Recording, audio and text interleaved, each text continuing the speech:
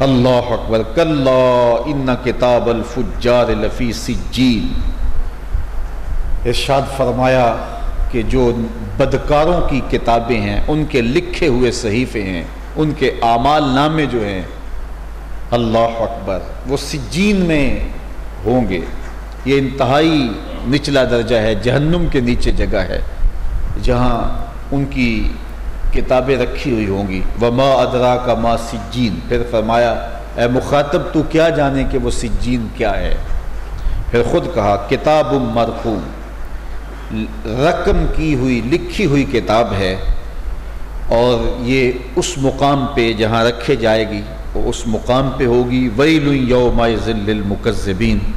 اس دن خرابی ہے ان لوگوں کے لیے جو جھٹلاتے ہیں، اپنے قول سے، اپنے عمل سے، اپنے رویے سے، طرز معاشرت سے، انداز حیات سے آخرت کی جو تکذیب کرتے ہیں، اس دن وہ سخت رسوائیوں میں ہوں گے۔ الذین یکذبون بیوم الدین، جو آخرت کے دن کی تکذیب کرتے ہیں، ان کا عمل بتاتا ہے کہ آخرت کو نہیں مانتے، ان کے رویے بتاتے ہیں کہ آخرت کو نہیں مانتے، وہ اپنی زبان سے آخرت کا انکار کرتے ہیں، بڑی ڈٹائی سے کہہ دیتے ہیں یہ جہاں مٹھا اگلا کس نے ڈٹھا، اور یہ کتنی ڈٹائی اور کتنی جرأت کے ساتھ یہ بات کر جاتے ہیں۔ وما یکذب بہ الا کل معتد اثیم۔ اور فرمایا کہ ہر سرکش گناہگار اس دن کا انکار کرنے والا ہے۔ اذا تتلی علیہ آیاتنا قال اساطیر الاولین۔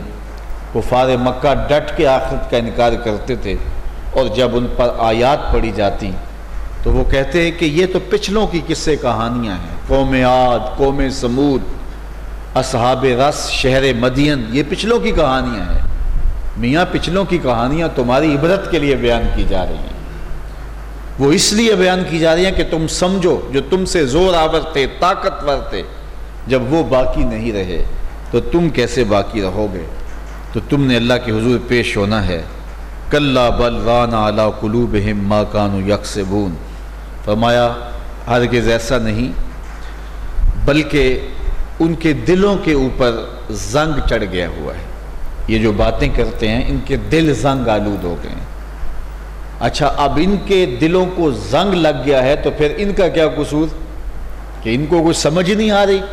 تو کہا زنگ یوں ہی نہیں لگ گیا، ان کے دل زنگ آلود پیدا نہیں ہوئے، بلکہ ما کانوا یکسبون، ان کی کرتوتوں کی وجہ سے ان کے دلوں پر زنگ چڑھ گیا ہے۔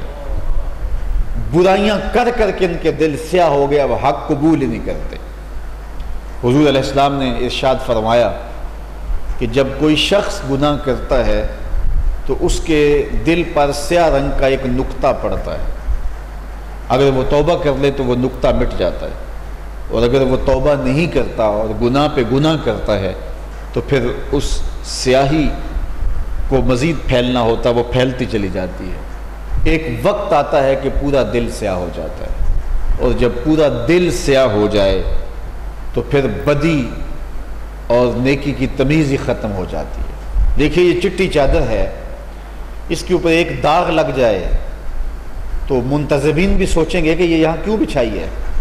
اگر کسی نے بچھا بھی دی غلطی سے تو منتظمین کی نظر پڑے گی تو وہ کہیں گے جناب اس کو اٹھاؤ، کوئی نئی چادر لے کے آؤ، یہ داغ لگا ہوا ہے۔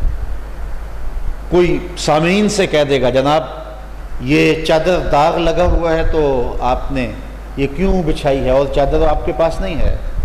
کوئی اور کہے نہ کہے، زید صاحب تو کہہ دیں گے کہ اس چادر کو اٹھایا جائے، تو اٹھایا جائے گا نا ایک داغ، اور اگر داغ ایک لگے، دو لگے، چار لگے، 10 لگے، داغ ہو جائے، ساری چادر سیاہ ہو جائے، تو پھر مجھے بتائیے گا کہ پھر کیا تمیز باقی رہ جاتی ہے؟ تو جب ہم اس دنیا پہ آئے تھے تو ہمارے ضمیر کی چادر پہ کوئی داغ نہیں تھا، لیکن اپنی کرتوتوں کی وجہ سے ہم نے اپنے اندر کو سیاہ کیا ہے، اپنے اندر کو کالا کیا ہے۔ رومی کشمیر حضرت میاں محمد بخش یہاں بولے چٹی چادر پھمنا والی تے داغ نہ لاویں جڑیاں، چٹی چادر پھمنا والی داغ نہ لاویں جڑیاں، پھر نہ آکھیں حشر دہاڑے حال ربا کی بنیا۔ تو پھر پچھتاوا ہوگا۔ تو ان کے جو ضمیر داغ ہو گئے ہیں، تو ارشاد فرمایا کہ یہ اس لیے داغ ہوئے کہ وہ ان کی کرتوتیں ایسی تھیں کہ ان کے ضمیر میلے ہو گئے، گدلے ہو گئے۔ کلا انہم عن ربہم یومئذ لمحجوبون۔ اللہ اکبر، کیا انہیں سزا دی گئی؟ ذرا غور کیجئے، کتنی بڑی سزا ہے۔ اب وہ لوگ جنہوں نے کم تولا، کم ناپا، اب اللہ کی طرف سے آنے والے احکامات کو پس پشت ڈال دیا، تکذیب کی، آخرت کی جھٹلایا، پچھلوں کی قصے کہانیاں کہا، ان کا دل سیاہ ہو گیا، تو ان کو سزا کیا ملے گی؟ اللہ تعالیٰ ارشاد فرماتا ہے ان کی سزا دیکھیے، ذرا غور کیجئے۔ کلا انہم عن ربہم یومئذ لمحجوبون۔ قیامت کے دن اللہ تعالیٰ جل شانہ انہیں اپنا جلوہ ہی نہیں دکھائے گا۔ اللہ حجاب کر لے گا ان سے کہ تمہیں میں اپنا دیدار نہیں دوں گا۔ تو کتنی ذلت ہے کہ قیامت کے دن جب چہرے دیدار الہی سے تر و تازہ ہو رہے ہوں گے اور اس کا دیدار عام ہوگا، لیکن ان بد نصیب لوگوں کو اللہ تعالیٰ اپنا دیدار عطا نہیں کرے گا۔ رخ انور ان سے پوشیدہ رکھا جائے گا۔ ثم انہم لصال الجحیم۔ اب اگر کوئی کہے کہ جناب نہیں دیدار ملا تو نہ صحیح، لیکن جس کو دیدار ملے گا وہ جنت میں جائے گا، اور جس کو دیدار نہیں ملا تو اس کو جہنم کی طرف کھینچا جائے گا۔ تو دیدار کا نہ ملنا اس بات کی دلیل ہے کہ یہ جنتی نہیں ہے، دیدار ملنا جنت میں داخلے کی دلیل ہے، اور دیدار کا نہ ملنا جنت سے محرومی کی دلیل ہے۔ ثم انہم لصال الجحیم، پھر یہ جہنم کی طرف دھکیلے جائیں گے۔ ثم یقال ھذا الذی کنتم بہ تکذبون، اور پھر انہیں کہا جائے گا یہ ہے وہ جہنم جس کا تم انکار کیا کرتے تھے، جس کو تم جھٹلایا کرتے تھے، جس کا تم مذاق اڑایا کرتے تھے، جس کا تم تمسخر اڑایا کرتے تھے، جس کی تکذیب کیا کرتے تھے، تنقیص کیا کرتے تھے، توہین کیا کرتے تھے، انکار کیا کرتے تھے۔ تم سرکش ہو گئے تھے، تم کہتے تھے یہ جہاں ہے ہم کما رہے ہیں، ہمیں کیوں روکا جائے؟ تو جہنم کی بات سنائی جاتی تم آگے سے مذاق اڑاتے اور تکذیب کرتے۔ تو جب جہنم میں جائیں گے اور جہنم کی لپٹتے ہوئے انگارے ان کے بدن سے چمٹ جائیں گے۔ دیکھیے یہ جو جہنم کی آگ ہے اور اس دنیا کی آگ میں فرق ہے۔ دنیا کی آگ جلاتی ہے اور خشک کرتی ہے، جو جلد کے اندر نمی ہوتی ہے اس کو جذب کر لیتی ہے، اس کو چوس لیتی ہے اور خشک کرتی ہے اور جلاتی ہے۔ لیکن جو جہنم کی آگ ہوگی وہ خشک نہیں ہوگی، وہ تارکول کی طرح، اس لوک کی طرح بدن سے چپک جائے گی، لپٹ جائے گی وہ آگ۔ وہ خشک نہیں ہوگی بلکہ بدن سے چپک جائے گی، لپٹ جائے گی۔